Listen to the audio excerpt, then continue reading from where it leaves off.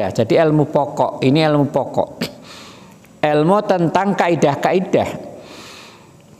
Yang dengan kaidah-kaidah itu kita nanti akan mengetahui hal ehwal sanad dan hal ehwal matan. Nah, sanad itu apa? Rangkaian para perawi hadis, itu namanya sanad. Jadi yang namanya hadis itu kan diriwayatkan dari Nabi ke sahabat, ke tabiin, ke tabiin sampai ke penulis hadis. Nah, penulis hadis itu kalau bahasa ilmu hadis namanya mukharijul hadis. Nah, mukharij hadis. Penulis hadis, penghimpun hadis itu yang paling populer Imam Bukhari, Imam Muslim, Abu Dawud, Tirmidzi, Nasai, siapa lagi? Ibnu Majah, itu kutubus sitah, itu yang paling terkenal. Ada Imam Malik, ada Ahmad bin Hambal. Nah, itu namanya mukharijul hadis, penghimpun hadis. Jadi rangkaian perawi itu dimulai dari penghimpun hadis ini.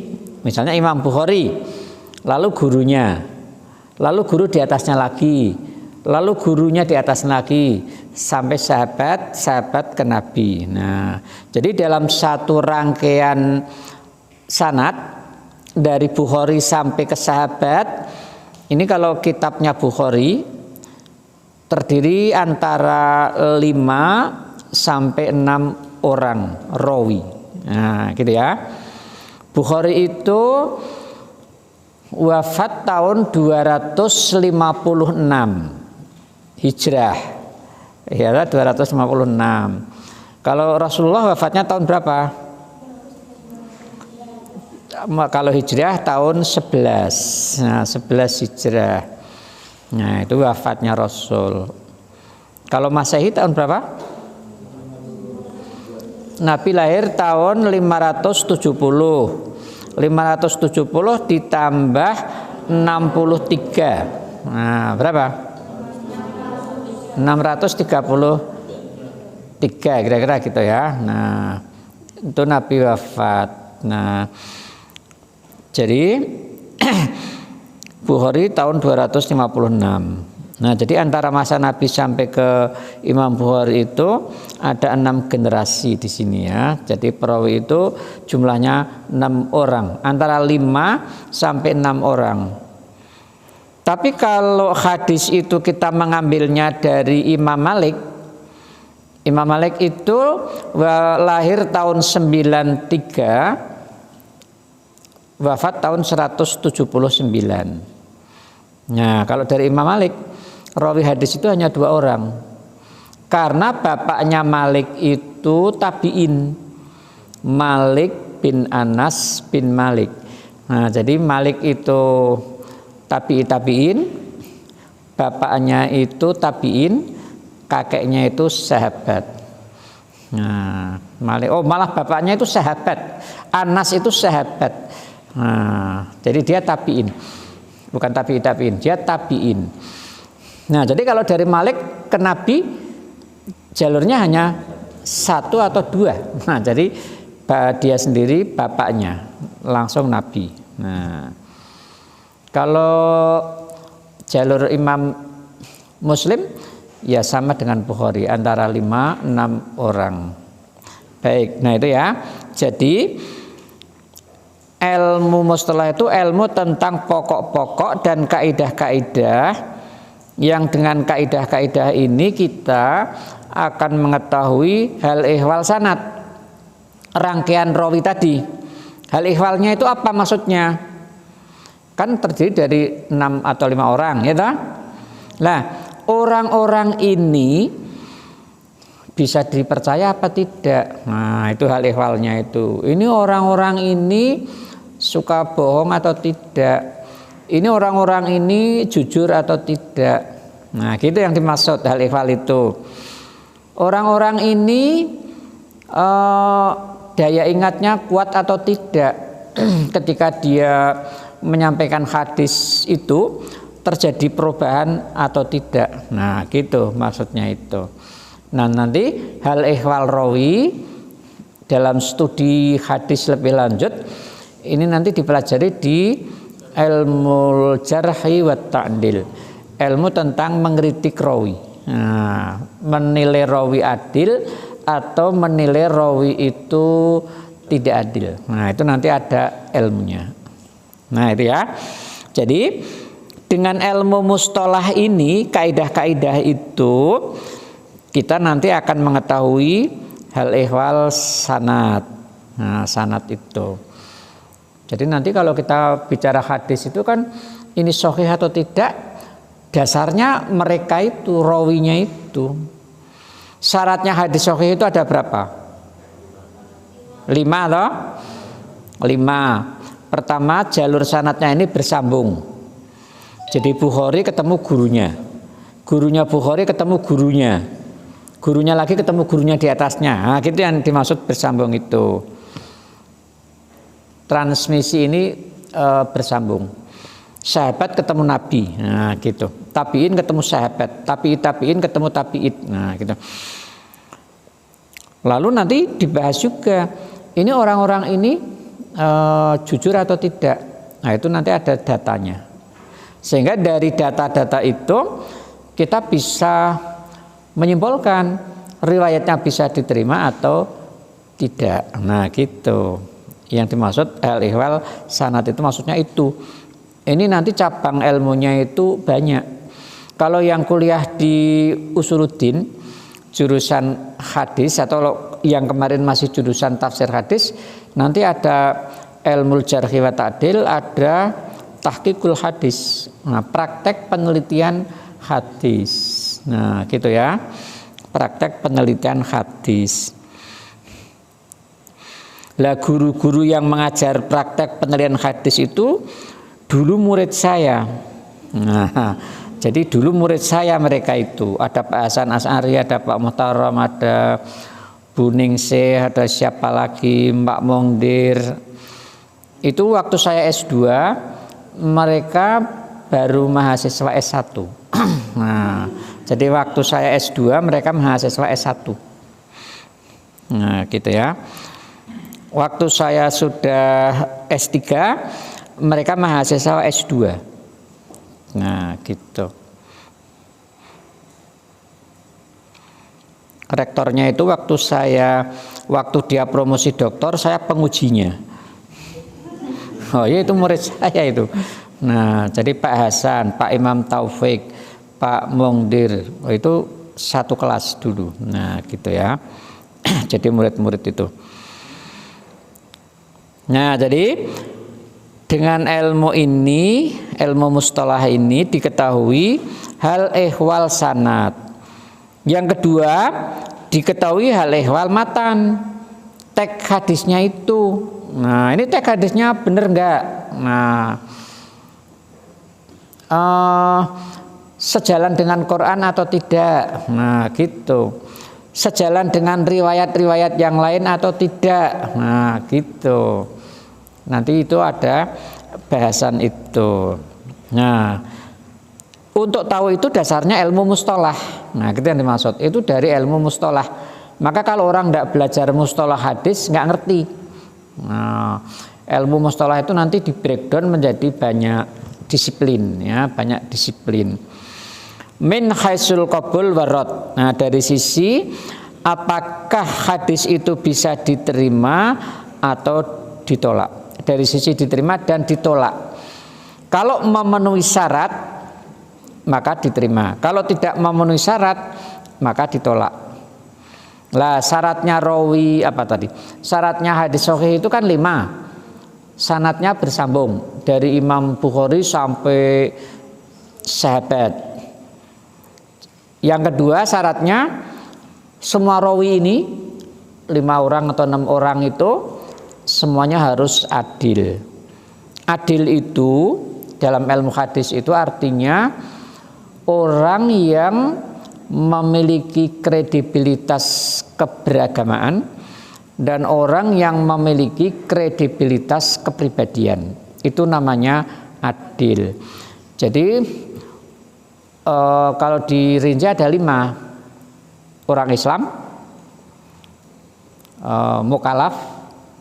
Mukalaf itu berarti akil dan balik, ya. Mukalaf melaksanakan ketentuan agama.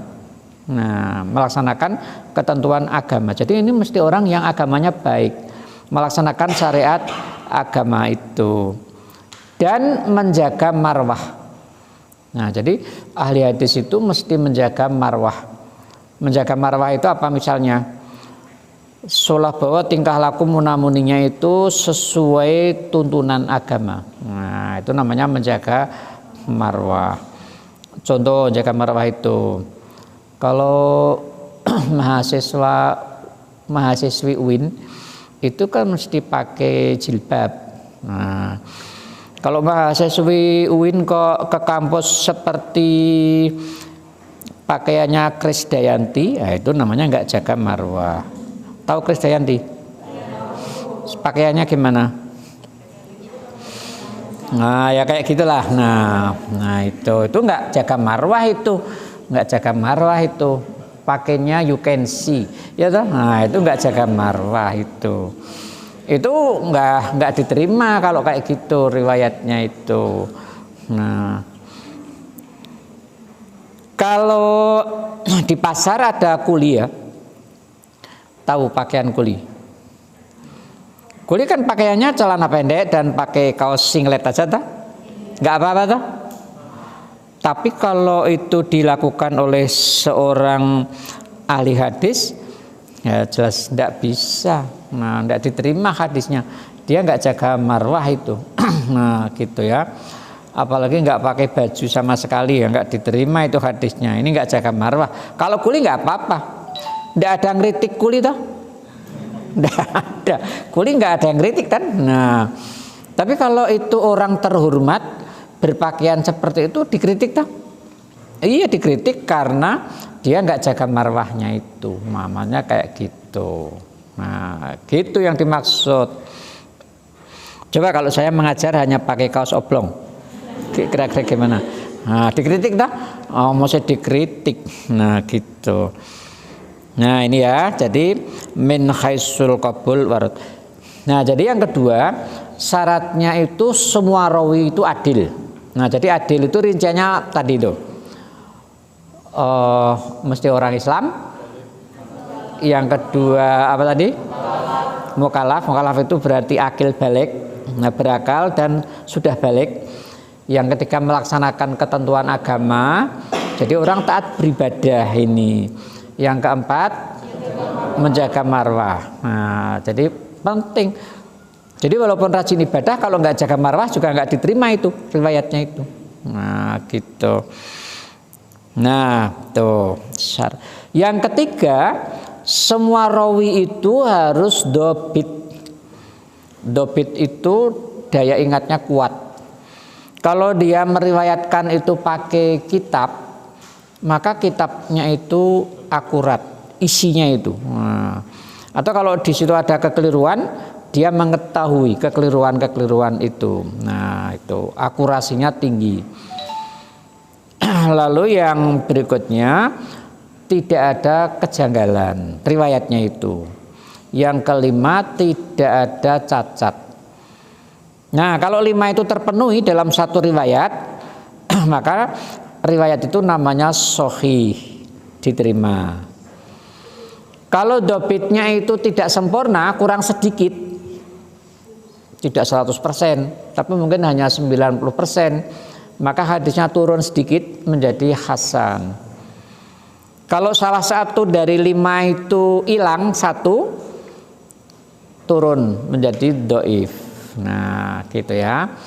Nah, kalau dhaif diterima atau tidak tergantung banyak faktor nanti ya. Ada jalur lain yang menguatkan atau tidak. Nah, gitu misalnya. Nah, inilah ilmu mustalah. Nah, jadi ini definisi ilmu mustalah. Jadi kalian belajar mustalah hadis itu penting. Nah, ini buku kecil, tapi kalau dibahas setahun nggak selesai loh ini. dibahas beneran maksud saya. Dibahas beneran, ini setahun nggak selesai. Ini isinya dijelaskan dalam kitab-kitab yang gede-gede itu. Nah, karena ini ringkes. Nah, gitu. Nah, inilah ilmu mustalah. Maudu'uhu. Objeknya apa? Ilmu mustalah hadis itu. As-sanad wal matan min khaisul qabul warad. Nah, jadi objek yang dipelajari di dalam ilmu mustalah itu adalah silsilah para perawi sanad hadis itu dan tagnya. Nah, jadi yang dibahas itu sanadnya dan tag. Hadis itu isinya kan dua, sanad dan matan. Nah, jadi hadis itu isinya dua, sanad dan matan. Kalian kalau buka buku hadis, Sahih Bukhari, Sahih Muslim, Sunan Nasa'i, Sunan Tirmidzi, isinya kan sanad, lalu berikutnya matan. Nah, jadi objek dari ilmu mustalah hadis itu ya sanad dan matan itu. Nah, itu nanti yang akan kita bahas. Samratuhu, buahnya apa? Mempelajari ilmu mustalah hadis ini. Tamyizus sahih minas sakim minal ahadis. Nah, jadi buahnya, hasilnya adalah kemampuan membedakan, memilah antara hadis sahih dan hadis yang dhaif, yang sakit, hadis yang sehat dan hadis yang sakit, yang sahih dan yang dhaif dari hadisnya. Ini jadi buahnya itu. Jadi nanti kalau kita serius mempelajari ilmu mustalah, maka kita nanti punya kemampuan untuk membedakan yang sahih dan yang dhaif. Kalau kalian mau jadi pakar hadis sekarang di Indonesia kan langka, orangnya langka toh, ilmunya memang jelimet, lebih sulit dari ilmu tafsir. Kalau ilmu tafsir itu lebih sederhana, itu ya, lebih sederhana. Ilmu hadis itu istilahnya saja banyak sekali. Nah, jadi orang mesti hafal istilah-istilah itu, paham istilah-istilah itu, lalu bisa menerapkan dalam mengkaji hadis. Nah, gitu. Siapa yang mau jadi ahli hadis? Nah, kalau mau jadi ahli hadis itu dari sekarang harus disiapkan. Tidak bisa jujuk nanti setelah mau selesai. Dari sekarang sudah harus sungguhan. Loh iya. Dan syarat untuk jadi pakar hadis, ilmu bantunya banyak. Salah satunya apa? Bahasa Arab. Oh, bahasa Arabnya harus baik. Nah, kalian di pondok mesti bahasa Arabnya harus baik. Loh ya toh? Gimana di sini mengupgrade bahasa Arabnya? Dosennya siapa? Nah, kan harus ada ini pembimbing bahasa Arabnya ini. Kalau nggak ada kan mesti mendatangkan ini. Nah, jadi ya. Oh, ini bahasa Arab dalam artian penguasaan bahasa. Nah, penguasaan bahasa. Jadi kalian itu harus menguasai bahasa. Bukan dosen mengajar tafsir lalu menerjemahkan kitabnya, bukan itu. Nah, kalau itu yang pintar kan dosennya. Nah, ilmu alatnya. Nah, ilmu alatnya ini. Jadi kalian mesti paham satu, sorof, derivasi kata. Kata dasar itu kan berubah menjadi apa? Dari kata kerja, madi, mudhari, masdar, lalu isim fa'il, isim maf'ul, isim makan, isim zaman, isim alat. Nah, gitu kan, fi'il amr. Nah, itu. Nah, perubahan itu harus tahu. Karena kata-kata itu kan dari sana. Dari satu kata bisa menjadi 10 bentukan kata. Nah, yang kedua, kalian mesti paham nahwu. Nah, jadi nahwu. Nahwu itu belajar tentang struktur kalimat. Nah, struktur kalimat. Ini harus, mumpung kalian masih semester muda. Nah, jangan bahasa itu hanya untuk syarat lulus. Bahasa itu untuk kemampuan mengkaji kitab. Nah, gitu ya. Ini harus. Jadi tidak bisa ditawar. Nah, jadi kalian ini sudah orang pondok, tunjukkan bahwa anak Monas bahasa Arabnya bagus. Nah, anak Monas itu bahasa Inggrisnya juga bagus. Nah, gitu loh. Nah, sehingga tampil meyakinkan dan percaya diri. Ya toh? Harus begitu. Lomba-lomba ikut. Nah, gitu. Lomba ikut. Asal panitianya juga jujur. Nah, ya kadang-kadang panitianya nggak jujur toh. Oh, ini ada lomba, ini ada anak Monas mau ikut lomba. Oh, enggak boleh. Wah, itu panitianya nggak jujur kalau begitu. Iya kan? Nah, lah ya. Nah, ini yang boleh itu yang aswaja. Nah, yang enggak aswaja enggak boleh. Wah, ini enggak jujur ini panitianya. Nah, enggak fair. Nah, gitu kan? Makanya kalian harus cari celah. Jadi bahasa Arab mesti bagus, bahasa Inggris mesti bagus. Iya, tidak bisa lomba di kampus ini, di kampus lain. Nah, gitu. Harus meyakinkan. Nah, jadi ini ilmu alat nanti untuk dasar penguasaan ilmu hadis, ya, ilmu mustalah hadis itu. Nah, gitu ya. Banyak ini keilmuannya itu dan sulit. Nah, sulit. Nah, jadi buah dari mempelajari mustalah hadis itu kemampuan memilah antara hadis sahih dan hadis dhaif. Oke, ini definisi ilmu mustalah. Yang keempat, definisi hadis. Al-hadis lughatan al-jadid wa yujma' ala ahadis ala khilafil qiyas. Jadi kata hadis salah satu maknanya itu adalah baru. Jamaknya ahadis. Nah, jadi ahadis itu jamak dari hadis. Tapi ini tidak kiasi.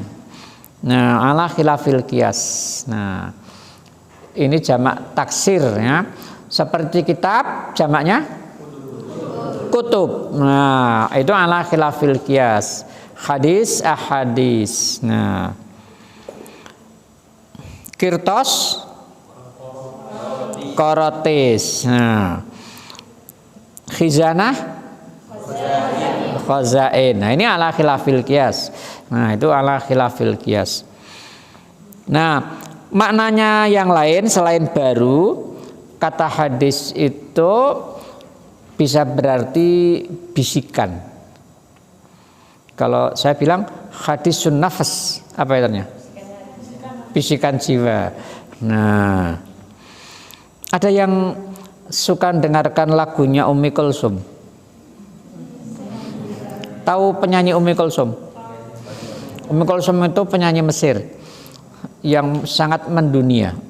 Suaranya luar biasa, suara emas. Itu tidak ada tandingannya itu. Nah, itu ada judulnya yang hadisun nafas. Nah, hadisun nafas. Gimana itu anunya, syairnya? Coba siapa yang pernah dengar?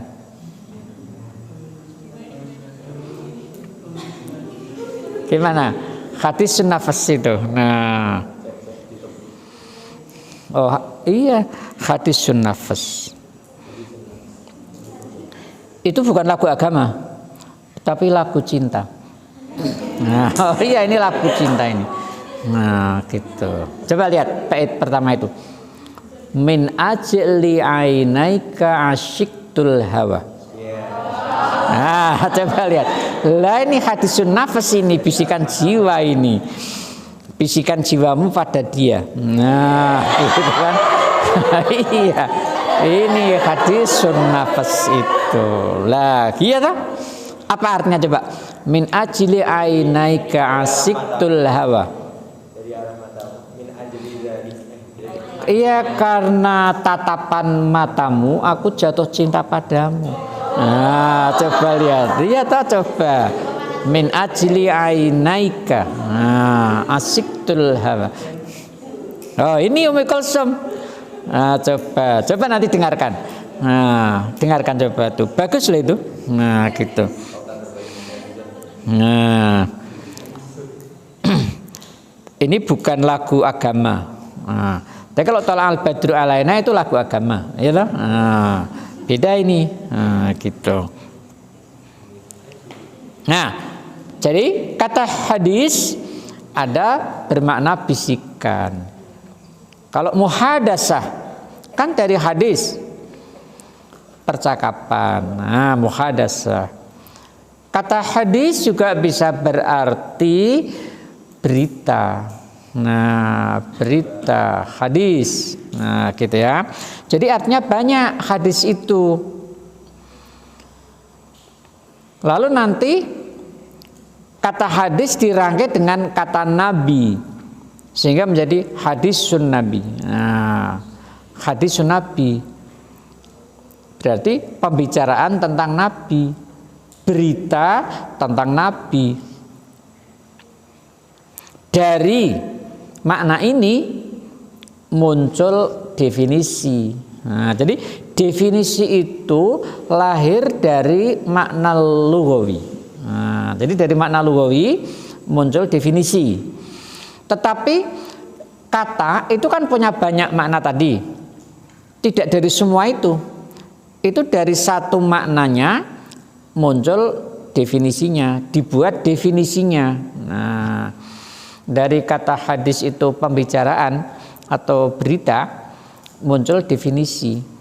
Maka hadis lalu diberi definisi ini. Istilahan ma'udifa ila Nabi sallallahu alaihi wasallam min qaulin au fi'lin au takririn au sifatin. Nah, segala sesuatu yang disandarkan kepada Nabi. Nah, karena apa? Hadis tadi kan berita, pembicaraan. Maka ketika dikatakan hadisun Nabi, ya segala sesuatu yang disandarkan pada Nabi itu namanya hadis. Nah, jadi apa saja kalau disandarkan kepada Nabi namanya hadis. Nah, gitu loh maksudnya. Kalau dari jadid nggak cocok dibuat definisi. Nah, jadi maknanya banyak diambil dari salah satunya dikembangkan menjadi definisi. Nah, gitu loh maksudnya. Jadi definisi lahir dari makna lughawi. Nah, salah satu makna lughawi itu. Nah, segala sesuatu yang disandarkan kepada Nabi, baik berupa perkataan, sabdanya, sabda Nabi, hadis, maupun perbuatannya, perbuatan Nabi ya hadis, atau takrir, ketetapan-ketetapan Nabi. Sahabat berbuat, dilihat Nabi atau didengar oleh Nabi, Nabi mendiamkan, Nabi menyetujui, maka itu juga namanya hadis. Atau sifat, sifat yang dihubungkan dengan Nabi. Sifat itu berkaitan dengan fisik maupun non fisik. Nah, jadi kalau bicara tentang sifat-sifat Nabi, fisikal maupun bukan fisikal, maka itu juga namanya hadis. Nah, gitu. Jadi segala sesuatu yang disandarkan kepada Nabi, nah itu namanya hadis. Bicara asal usulnya Nabi, oh ya hadis. Siapa bapaknya, siapa kakeknya, siapa ibunya, nah, itu semua hadis pembicaraan itu. Nah, rambutnya Nabi, hadis. Kencingnya Nabi, oh hadis itu. Kalau kencingmu bukan hadis toh? Bukan, kencingnya Nabi yang hadis itu. Nah, jadi apa saja kalau itu disandarkan kepada Nabi namanya hadis. Nah, gitu. Nah, ini definisinya. Maka dari sini bentuk hadis Nabi itu macam-macam. Ada hadis qauli, sabda-sabda. Ada hadis fi'li, perbuatan-perbuatan. Ada hadis takriri yang berkaitan dengan ketetapan Nabi tadi. Ada hadis ahwali. Nah, ada lagi namanya hami. Keinginan, kalau itu keinginannya Nabi ya namanya hadis. Nabi ingin apa? Sudah tercapai atau belum? Itu namanya juga hadis. Nah, gitu ya. Kalian sudah hafal berapa hadis? Loh, mulai sekarang harus ngapalkan hadis. Minimal kalian sekarang ini harus mulai ngapal Arba'in An-Nawawiyah, 40 hadis Imam Nawawi itu. Nah, itu paling tidak. Nah, Arba'in An-Nawawiyah. Karena kalian itu kan mesti mau pakai hadis. Lihat tak? Kalian tuh nanti kan mau jadi mubalek, penceramah. Iya tak? Loh iya, dai, orator. Wah, mesti bawa hadis kalian ini. Mesti ngapal Quran, ngapal hadis. Tidak bisa tidak. Nah, gitu. Tidak bisa tidak itu. Harus hafal di luar kepala. Walaupun sekarang sudah ada laptop dan semua bisa dimasukkan ke situ, yang namanya orang pinter mesti hafal di luar kepala. Kalau syair itu bilang apa? Al ilmu fisudur la fisutur.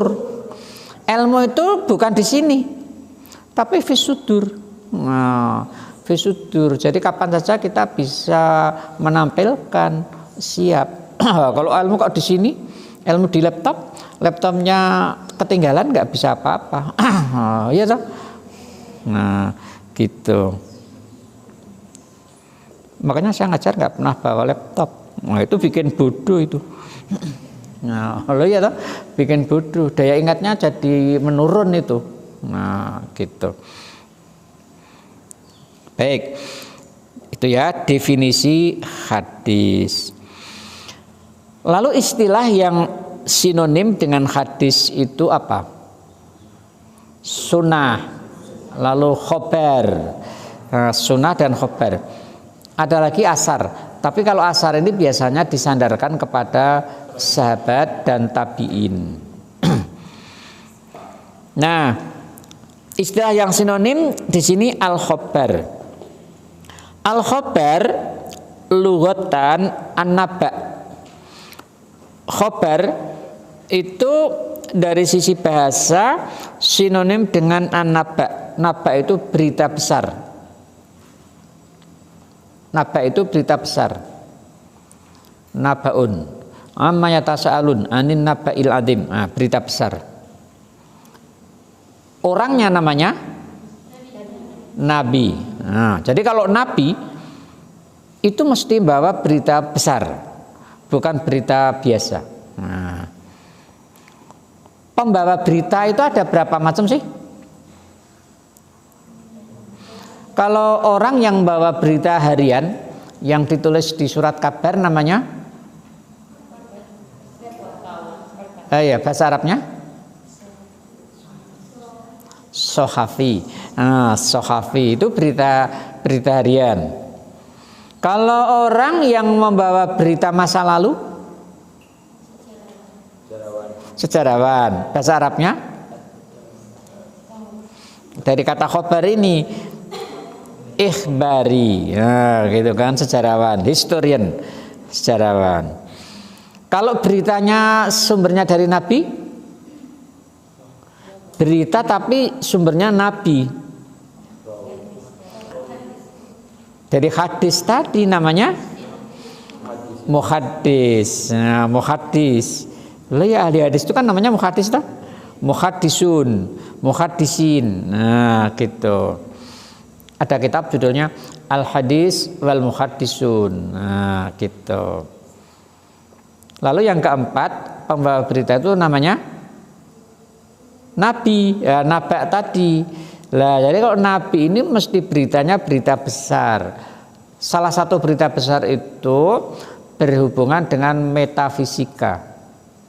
Jadi kalau Nabi mesti bawa berita metafisika, alam gaib, surga, neraka, ganjaran dan lain-lain itu. Kalau ada orang ngaku Nabi kok tidak membawa berita besar, klaimnya itu bohong. Nah, gitu. Coba lihat. Ada Mirza Ghulam Ahmad. Nah, apakah dia membawa berita besar? Tidak. Kalau gitu dia hanya sama dengan Imam Ghazali, hanya sama dengan Ibnu Taimiyah, hanya sama dengan Imam Nawawi. Nah, jadi bukan nabi. Klaim kenabian mesti diikuti dengan berita besar. Nah, gitu. Kalau tidak, klaimnya itu keliru. Baik. Jadi khobar itu sinonim dengan naba, jamaknya akhbar. Akhbar. Nah, wastilahan fihi salah satu akwal. Kalau dari sisi istilah, definisi khobar itu ada 3 pendapat. Yang pertama, huwa muradif lil hadis, sinonim dengan hadis. Ai inna ma'nahuma wahid istilahat, bahwa makna keduanya al khobar wal hadis itu satu maknanya. Maka definisinya ya tadi sama, ma'udhifa ilan nabi min qaulin au fi'lin au takririn au sifatin itu. Nah, ini pendapat pertama, sinonim. Pendapat kedua, mughayyir lahu, beda. Fal hadis ma ja'a anin nabi sallallahu alaihi wasallam wal khabar ma ja'a an ghairihi. Nah, yang membedakan kalau hadis itu segala sesuatu yang datang dari Nabi, sumbernya Nabi.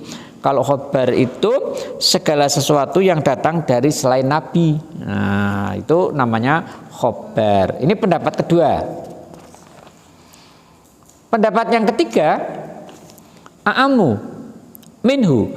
Oh, ini lebih luas dari hadis. Innal hadis ma ja'a anin Nabi sallallahu alaihi wasallam wal khabar ma ja'a anhu au an ghairihi. Nah, jadi ini lebih luas. Jadi kalau hadis itu segala sesuatu yang datang dari Nabi, kalau khabar itu yang datang dari Nabi maupun yang lain. Nah, jadi lebih luas, mencakup yang dari Nabi dan dari yang lain. Nah, jadi ada 3 pendapat. Ini tentang khabar.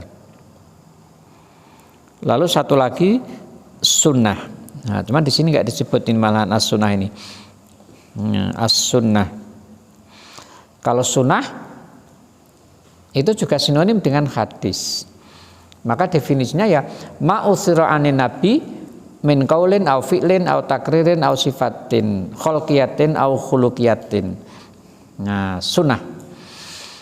Sunnah itu dari kata sana yasunu sunnah. Artinya jalan. Nah, ketika dikatakan sunnatun nabi, berarti jalan yang dibikin oleh Nabi, sunnatur rasul. Maka ya maksudnya sama dengan hadis, gitu loh maksudnya. Nah, sunnah. Ada yang membedakan antara sunnah dan hadis. Apa bedanya? Yang membedakan kalau hadis itu apa?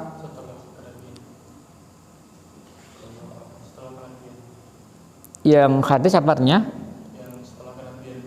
Nah, tadi itu verbalisasi segala sesuatu yang bersumber dari Nabi itu namanya hadis. Nah, ini yang mau membedakan. Kalau sunnah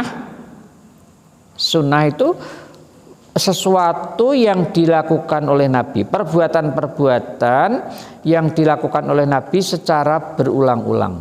Nah, itu sunnah, menjadi sebuah kebiasaan, menjadi satu tradisi. Jadi kalau Nabi hanya mengucapkan satu kali, itu namanya hadis, bukan sunnah. Sunnah itu sesuatu yang mentradisi. Contohnya apa? Oh, Nabi kalau makan misalnya apa? Nah, kebiasaannya Nabi suka makan paha kambing, Nabi suka minum susu, suka minum madu. Nah, itu sunnah. Nabi memelihara jenggot, sunnah. Nah, gitu kan? Nabi menikahnya poligami, nah, sunnah.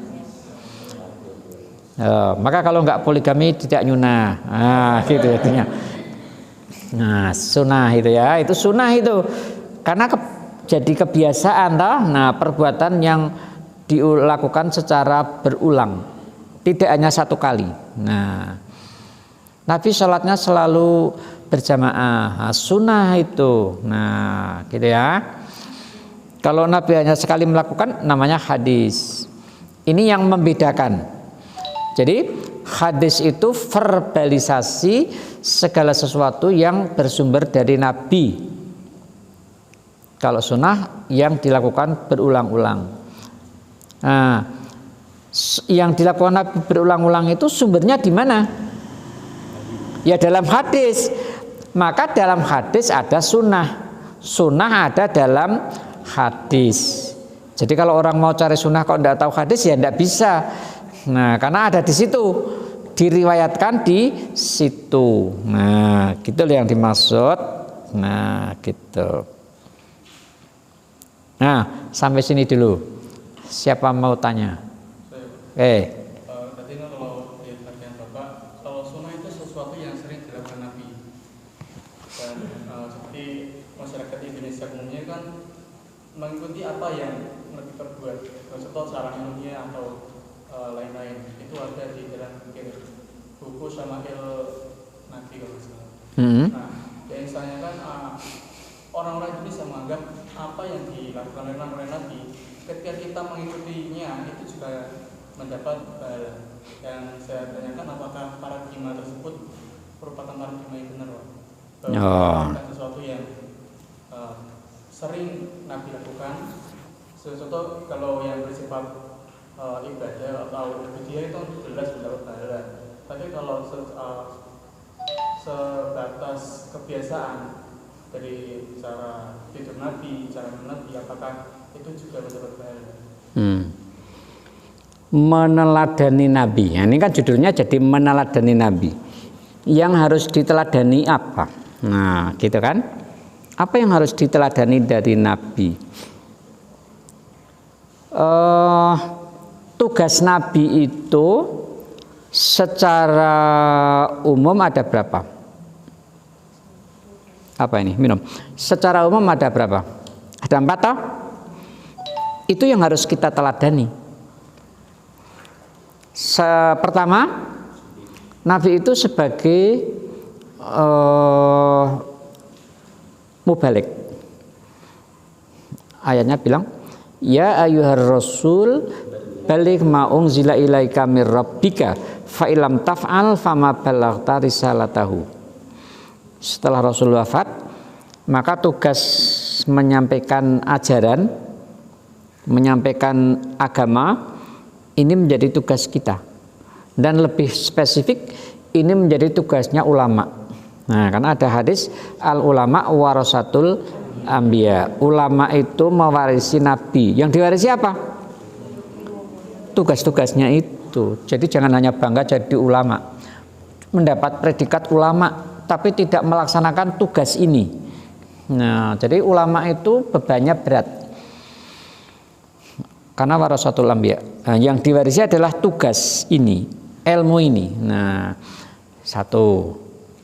Yang kedua, tugas Nabi yang kedua itu apa? Menjelaskan Al-Qur'an.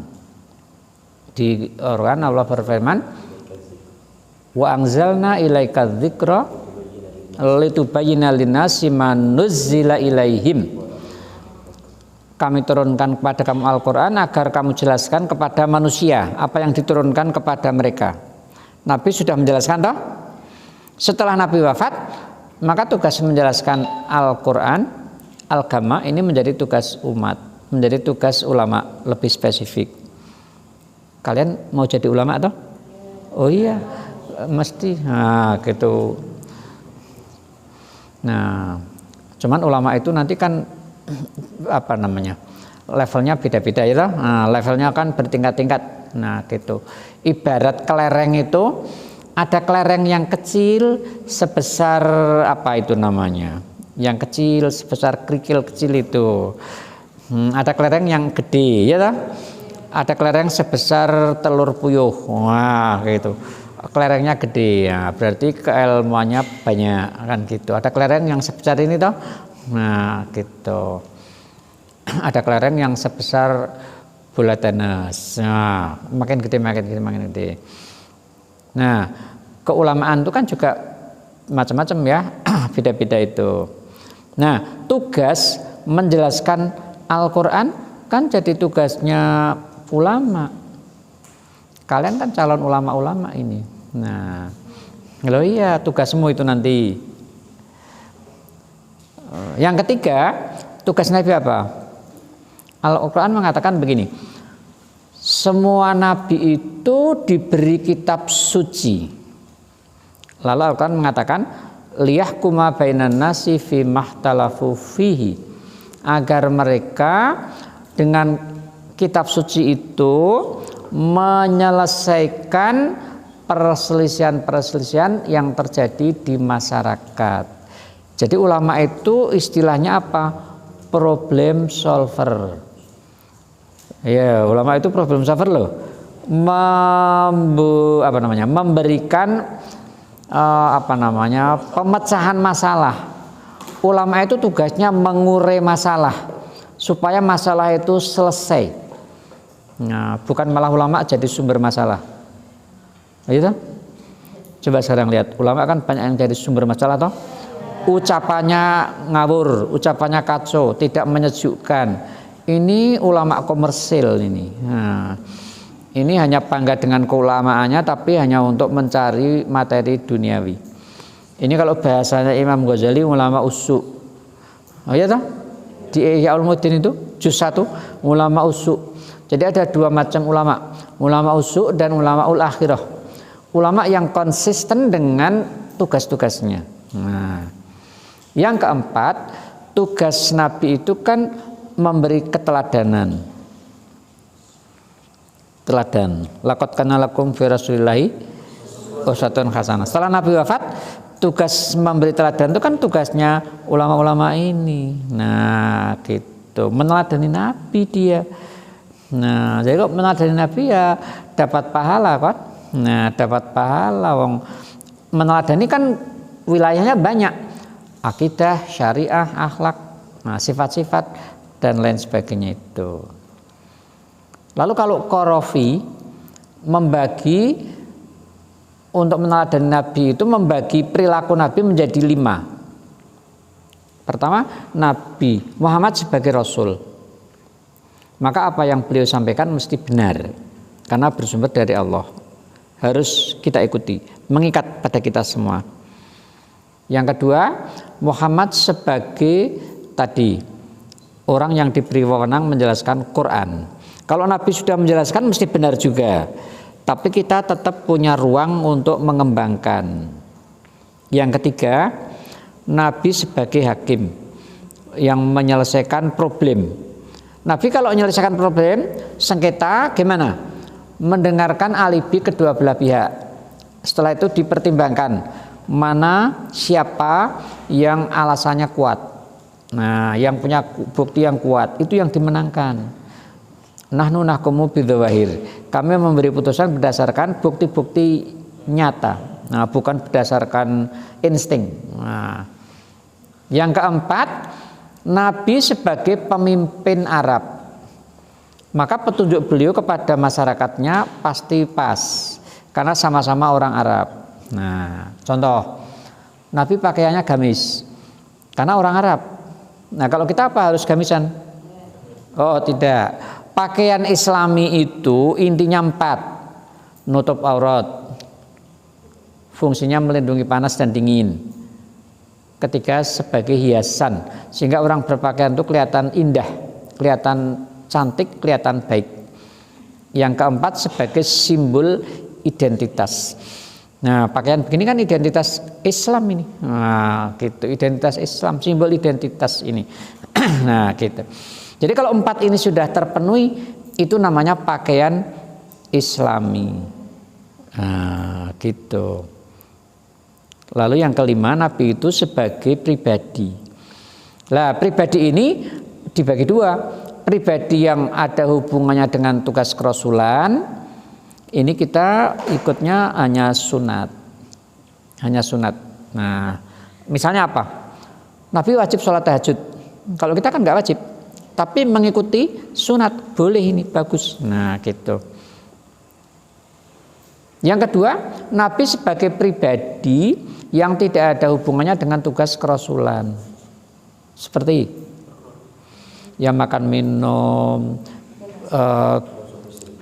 berjalan, nah gitu. Nabi agak gondrong rambutnya.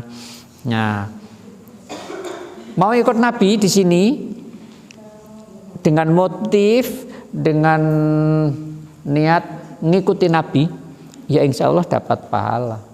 Ada sahabat yang selalu ikut Nabi dalam semua hal, namanya Ibnu Mas'ud.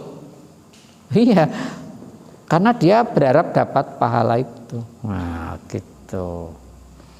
gitu ya. Nah, ini pendapat para ulama. Silakan ikut Nabi. Mau agak gondrong rambutnya, silakan. Tapi yang penting rapi, jangan semrawut. Gondrong tapi semrawut ya enggak beres itu.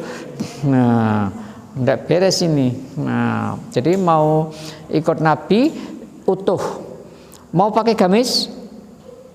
Silakan. Tapi jangan lalu ngaku paling Islam, lalu menyalahkan yang lain. Nabi itu akhlaknya bagus, santun sama orang, tidak pernah marah-marah loh sama orang itu, santun loh ya toh. Jangan niru gamisnya saja, tapi kesantunannya juga harus ditiru ini. Nah, gitu. Akhlaknya itu bagus. Human relationnya Nabi itu bagus sekali. Nah, dengan non Muslim juga baik dia. Nah, gitu ya. Insya Allah dapat pahala. Allah, iya, ngikuti Nabi, insya Allah dapat pahala. Kan baik, tidak ada yang tidak baik. Nabi kalau jalan pandangannya kemana? Ke depan. Tidak dingkluk. Kalau dingkluk kesandung loh nanti. Nah, tapi juga tidak dangak ke atas. Nah, jadi ke depan. Nah, gitu. Dan langkahnya Nabi itu sederhana, tidak lambat banget, tidak kecepatan. Nah, sederhana itu, baina. Nah, gitu. Loh iya, baina. Santun, selalu negur, nyapa orang kalau papasan sama orang. Nah, gitu. Tidak cuekan. Oh iya toh? Nah, jadi kamu harus niru Nabi, nggak cuekan. Nah, gitu. Kalau papasan sama orang ya dilihat orang yang papasan itu siapa. Senyum paling tidak. Jangan papasan sama orang tetap baca HP gitu. Wah, kamu dinilai buruk. Iya toh? Egois ini. Nah, ini anak egois ini. Nah, jadi harus tanya itu ya. Naik motor juga pelan-pelan di kampung, jangan ngebutan. Nah, gitu, sederhana. Nah, gitu. Tapi kalau udah di jalan besar, ikut arus. Nah, kalau arusnya cepat harus ikut cepat. Kalau kamu lambat ketabrak loh. Nah, iya. Kalau udah di jalan ikut arus. Nah, jangan melawan arus kamu. Arusnya lambat ya kamu ngikuti lambat. Kalau kamu cepat nabrak loh. Nah, tapi kalau di kampung mesti jaga kesantunan, pelan-pelan itu. Nah, gitu. Nah, saya suka ditegur orang nih, Pak, itu anak Monas kok pada ngebut? Itu Monas yang belum terdidik, saya bilang gitu. Ini masih dalam pendidikan. Nah, gitu. Jadi harus dimaklumi. Loh iya, saya bilang begitu. Jadi jangan dimarahi. Nah, gitu. Jangan dimarahi. Oh, lah ya, saya kan sering ditanya orang ini, dikomplain ini sama orang-orang kampung ini. Nah, sering dikomplain ini. Kalau komplain mesti ke saya itu orang-orang itu. Nah, gitu ya, dimaklumi. Ini anak-anak ya. Nah, gitu. Ya harus diberitahu. Gitu. Nah, insya Allah dapat pahala. Gitu. Oh iya, ngikuti Nabi. Nah, jadi 5 tadi ya. Nabi menurut Imam Qarafi perbuatannya dibagi 5. Sebagai Rasul, sebagai mubayyin, penjelas Al-Quran, sebagai hakim yang melerai problem-problem, sebagai pemimpin Arab. Ya, kalau pemimpin Arab ini yang harus diikuti apa? Substansinya, pesan moralnya, bukan persisnya. Oh, kalau persisnya enggak bisa, beliau Arab toh. Nabi naiknya kan onta. Apa kamu naik onta? Nggak bisa. Sepesan moralnya kan gitu. Kendaraan itu kan sealat untuk menyampaikan ketujuan. Nah, yang ikuti perkembangan. Nah, gitu. Lalu Nabi sebagai pribadi. Nah, sebagai pribadi itu kalau diikuti ya insya Allah dapat pahala juga. Asal niatnya ikut Nabi. Nah, gitu ya. Niatnya itu ikut Nabi. Gitu. Kalau ikut Nabi dalam hal poligami dapat pahala enggak? Oh, dapat. Tapi orang poligami harus sembodo loh. Ekonominya harus kuat loh itu. Kalau ekonominya nggak kuat kok poligami, ya kacau itu. Nah, iya kan? Nah, ekonominya nggak kuat. Hanya niru poligaminya, nggak niru yang lain-lainnya. Nah, lo iya. Dan Nabi itu poligaminya kan bukan karena kecenderungan seksnya. Nabi poligami kan ada unsur dakwahnya. Dan beliau poligami kan setelah periode Madinah. Ketika di Mekah istrinya kan hanya satu, Khadijah saja. Nah, lah setelah di Madinah karena ini berkaitan dengan dakwah, beliau poligami. Coba lihat, Nabi nikah sama Sofiyah. Tahu Sofiyah? Yang Yahudi itu. Kenapa kok nikah sama Sofiyah? Kan perang Khaybar 3 bulan. Lalu kalah, Khaybar kalah loh. Lalu anaknya tokoh Khaybar namanya Sofiyah, putrinya Huyai, Huyai bin Akhtab kalah, keluarganya terbunuh. Maka dia menjadi tawanan. Nah, setelah selesai perang dibagi tahu ini. Lalu anaknya tokoh ini kan jadi bagiannya Nabi. Nah, maka Sofiyah ditanya oleh Nabi toh, "Hei Sofiyah, kamu ingin saya kembalikan kepada keluargamu di Khaybar sana?" Sofiyah kan nggak mau. Nah, Sofiyah kan ingin tetap tinggal di Madinah. Nah, lalu dia ditanya lagi sama Nabi, "Kamu ingin saya merdekakan, kemudian saya nikahi, atau kamu ingin jadi budak?" Nah, ditanya gitu kan oleh Nabi, dia milih untuk dinikahi oleh Nabi. Nah, jadi ditanting itu bukan lalu Nabi langsung nikahi. Nah, gitu kan, ditanya dia itu. Nah, gitu. Nah, jadi perkawinan ini karena misi dakwah.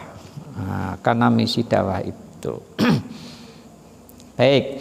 Nah, gitu ya pernikahan Nabi dengan istri-istrinya itu. Siapa lagi tanya?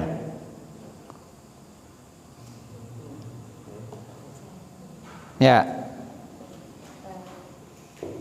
Saya mau tanya tentang relevan sanad pada masa sekarang. Sekarang ini kan kita sudah ada HP, sudah bisa internet dan lain sebagainya. Berarti relevansi di sana ini ya pada dasarnya tuh nggak relevan lagi untuk zaman sekarang. Menurut pendapat beberapa orang. Gimana menurut Bapak? Yang ditanyakan apanya? Relevansi sanad. Relevansi. Maksudnya sanad itu masih ada nggak pengaruhnya gitu? Relevansi? Iya, sanad. Sanad. Iya. Terus? Masa sekarang, karena kan sekarang sudah ada teknologi misalkan. Oh ya.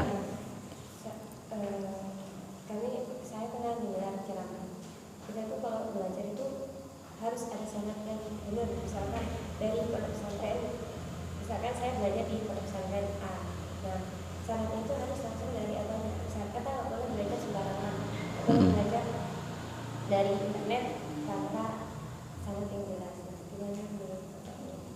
Oh. Ya kalau namanya hadis ya, ilmu hadis itu ada yang namanya sudah matang, sudah selesai, sudah jadi. Apa itu? Sanad. Karena sudah dibukukan dalam kutubus sitah, dalam kutubus tis'ah, dalam kitab-kitab yang lain, sudah terbukukan, selesai. Maka rujukan kita ya ke situ. Tetapi yang harus kita tahu kan ilmunya tadi ya, ilmunya tadi itu harus kita tahu. Nah, jadi itu.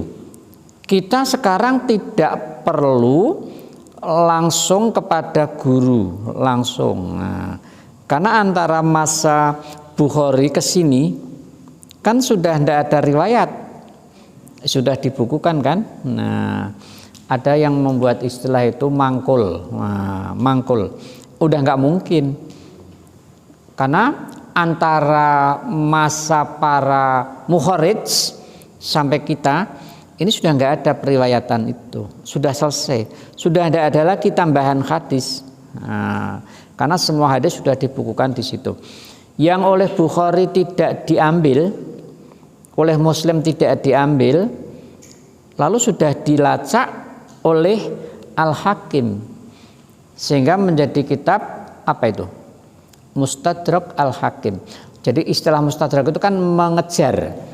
Bukhari meninggalkan, maka dikejar oleh si hakim, ketemu, lalu dimasukkan dalam mustadrak. Nah, maka mustadrak Hakim itu kan syaratnya ala syartil Bukhari wa Muslim. Nah, gitu ya. Jadi kalau sekarang di pondok-pondok itu ada yang istilahnya mangkul, itu ya sekedar mempelajari hadis-hadis yang sudah terbukukan, belajarnya sama kiai-kiai tertentu, bukan lalu ada jalur sendiri. Nah, itu hanya masalah jalur keilmuannya. Nah, jadi jalur keilmuannya ngajinya ke ulama tertentu. Ya di situ yang dikaji ya Bukhari, Muslim, Tirmidzi, Nasai dan lain-lainnya itu. Bukan jalur tersendiri. Nah, itu yang dimaksud ya. Jadi kita mengetahui keilmuan ini tetap penting karena ini warisan. Nah, warisan keilmuan Islam. Kalau kita tidak tahu jadi masalah. Mesti ada yang menguasai ilmu ini. Nah, secara spesifik di UIN ya di Usuluddin jurusan tafsir hadis. Nah, sekarang sudah spesifik lagi menjadi jurusan hadis. Sudah dipisah toh? Ilmu Al-Qur'an dan tafsir, lalu yang satu ilmu hadis. Nah, gitu. Nah, jadi begitu ya. Kita tetap harus menguasai ilmu ini.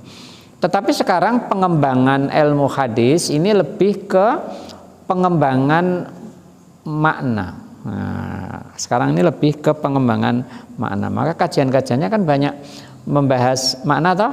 Nah, Qardawi, Syekh Ghazali, nah, itu lebih ke makna ini. Kajiannya ke situ. Termasuk ulama Indonesia yang sudah wafat itu siapa? Mustafa Yaqub. Nah, Mustafa Yaqub, Kiai Ali Mustafa Yaqub yang pernah menjadi ketua takmir Masjid Istiqlal. Nah, ya toh? Istiqlal Mustafa Yaqub yang punya pondok di mana? Ciputat itu. Nah, punya pondok Ciputat. Baik, bisa paham ya tadi yang kita sampaikan? Nah, jadi kita pendalaman. Kalian sudah belajar ilmu ini di kampus, kita di sini pengembangan, pendalaman. Nah, jadi kita itu learning society. Kalian ketemu saya mesti banyak tanya. Uang kita diskusi. Nah, ya toh? Kita ini diskusi. Kalau orang mau tanya, itu kata Nabi as-su'al nisful ilm. Nah, jadi tanya itu setengah ilmu.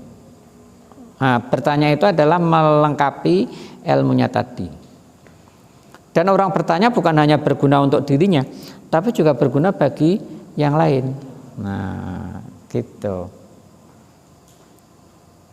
Jadi mahasiswa yang baik itu yang banyak tanya. Makin banyak tanya, makin baik. Makin ngeyel, makin baik. Oh iya toh? Oh iya. Saya ngajar S2, S3 kalau nggak tanya saya suruh tanya. No, di absen. Jadi semua mahasiswa harus tanya. Kalau nggak tanya disuruh tanya. Kalau nggak nanya nggak ada nilainya. Nah, gitu. Nah, kalau kuliahnya online kan susah. Ya. Nah, saya ngajar S2, S3 itu offline. S3 kan mahasiswanya sedikit, hanya 13 offline. Nah, gitu. Ya, jadi learning society. Kita datang ke sini tuh harus sudah baca. Karena kita akan mengembangkan dan mendalami. Nah, maka nanti bukunya dibeli ya. Beli yang Arab. Terjemahnya itu hanya untuk mengantisipasi kalau ada kesulitan. Kita belajarnya dari yang Arab supaya juga bisa mengembangkan bahasa Arabnya. Nah, gitu ya. Mengembangkan bahasa Arabnya. Yang dari Kaliwungu tadi siapa? Nah, nanti dicek ya di depan masjid. Itu ada kios-kios kitab. Nah, gitu ya. Kios-kios kitab itu. Kalau ke Kaliwungu kan hanya berapa menit? Setengah jam atau paling? Setengah jam. Nah, yang laki-laki kan bisa motoran sebentar ke Kaliwungu. Nah, Kaliwungu. Lah iya. Cari kitab Taisir Mustalahil Hadis. Nah, kalau enggak ya di Toha Putra mungkin ada. Tapi lebih lengkap sana, saya kira kalau kitab-kitab. Dan kalau kamu pergi ke Kaliwungu itu ada kuliner enak. Nah, kuliner apa itu? Di Sekopek itu ada gulai kambing. Nah, enak toh? Nah. Dan gulai kambingnya itu beda dengan yang lain. Jadi itu ada gulai kepala kambing, ada gulai kaki kambing. Nah, jadi kaki itu dari lutut ke bawah. Itu satu. Nah, satu porsi itu satu lutut. Nah, gede banget ya. Nah, gitu gede banget. Nah, jadi kalau kamu ke Kaliwungu, masjid itu, lalu lewat samping masjid itu kesana lagi sedikit, belok ke kiri. Nah, jalan cor-coran untuk arteri itu. Nah, ada warung sate dan gulai. Nah, gitu. Oh, suka gulai enggak? Loh, itu makanannya Nabi, kambing. Oh, Nabi suka kambing toh? Nah, kambing, suka paha kambing. Nah, gitu. Oke, malam ini saya kira sampai sini dulu. Lewat jam 9. Oh, kelewat, wah, setengah 10 ini. Nah, tidak terasa kita ini ya. Ya, baik. Kita lanjut minggu depan. Tiap malam minggu ya. Kalau saya tidak ada acara. Nah, kalau saya ada acara. Hah? Oh, per kelompok. Jadi kalau minggu depan kelompok lain lagi. Kalau seandainya Pak Zuhad nggak bisa hadir, nanti teman-teman bikin kelompok kecil. Oh gitu, bagus ya. Silahkan. Oke. Jadi atau kalian mengingatkan saya kalau saya lupa. Nah, kadang-kadang kan ada kegiatan-kegiatan lain saya bisa lupa. Diingatkan ya. Nah, diingatkan. Karena saya punya kegiatan online itu banyak. Salah satunya online dengan mantan Kapolda Riau. Mantan Kapolda Riau itu Komjen Pol Lutfi Lubianto. Jadi ada 3 kajian. Malam Senin, malam Jumat, dan Sabtu siang. Wah, jadi ini polisi tapi relasinya banyak. Keluarganya, grup mualaf, lalu grup yayasan. Nah, jadi ini polisi yang baik, Islamnya kuat, suka ngaji dia. Nah, gitu lah ya. Dan ngajinya itu dia gini, dia dengarkan YouTube itu kok aneh ya, kok nganu ndak bisa mendalami agama, nah, gitu. Dia lalu tanya-tanya ya, mau belajar agama sama siapa? Nah, gitu. Akhirnya dia tanya sama orang Geraha Padma itu. Orang Geraha Padma bilang gini, coba Bapak ketemu Pak Zuhad sana. Nah, gitu. Itu akhirnya orang nyari saya, ketemu. Lalu ngobrol kira-kira setengah hari. Lalu yang setengah hari ngobrol tentang macam-macam itu. Nah, lalu dia bilang gini, kayaknya ini Pak Zuhad ini orang yang saya cari. Oh, mau apa Pak? Saya mau ngaji. Oh gitu, mau ngaji. Ya silakan. Yang penting tidak nabrak jadwal-jadwal lain yang sudah ada, saya bilang gitu. Lalu saya bilangin, tapi kalau ngaji sama saya, ngaji saya tidak ada lucu-lucunya. Saya bukan penghibur, nah, saya gitu. Kalau ngaji sama saya itu serius. Nah, yang saya sampaikan ini isi kitab-kitab yang ada di almari saya ini. Oh ya Pak, saya setuju Pak. Nah, gitu. Jadi ngaji tidak ada lucunya. Ini seperti orang kuliah, saya bilang gitu. Nah, dan benar ini sudah jalan setengah tahun ini. Dan ngajinya itu tiap minggu, bukan tiap bulan. Yang Sabtu itu ya tiap Sabtu, yang malam Senin ya tiap malam Senin, yang malam Jumat ya tiap malam Jumat. Dari jam 8 sampai jam 10 malam. Oh, hebat toh? Oh, ini presentasi 1 jam, dialog 1 jam. Nah, gitu. Nah, yang mu'alaf itu mantan-mantan polisi, pengusaha-pengusaha gitu. Mereka belajar agama ternyata seneng itu. Oh, ternyata belajar agama juga enak ya Pak ya. Nah, gitu malahan. Ya tergantung, saya bilang gitu. Tergantung materinya apa dan bagaimana menyampaikannya. Nah, gitu. Nah, jadi sekarang ini banyak orang yang kepingin ngaji seperti itu sebenarnya, cuman dia nggak tahu jalannya. Maka kalian tuh harus jadi ulama beneran. Nanti dicari orang, loh iya, nah gitu. Wah, saya itu kegiatannya penuh ini seminggu itu, tidak pernah istirahat. Loh iya, tidak pernah istirahat saya, tapi malah sehat, wong pergi terus. Nah iya, tidak pernah berhenti. Nah gitu. Nah ini ya, jadi saya pesan pada kalian belajar sungguhan sekarang ini, kuasai ilmu itu dengan baik. Karena kalian nanti akan jadi ulama loh. Oh iya. Yang ganti-gantikan kita-kita yang udah tua-tua kan kalian itu nanti. 10 tahun yang akan datang kalian kan sudah harus jadi pakar-pakar tuh. Nah, gitu. Baik. Sampai sini, sampai ketemu pekan depan. Assalamualaikum warahmatullahi wabarakatuh.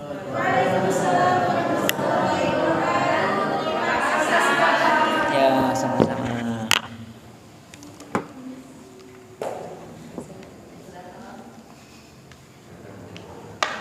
Terima kasih pada Pak Zuhad. Semoga materi-materi yang telah disampaikan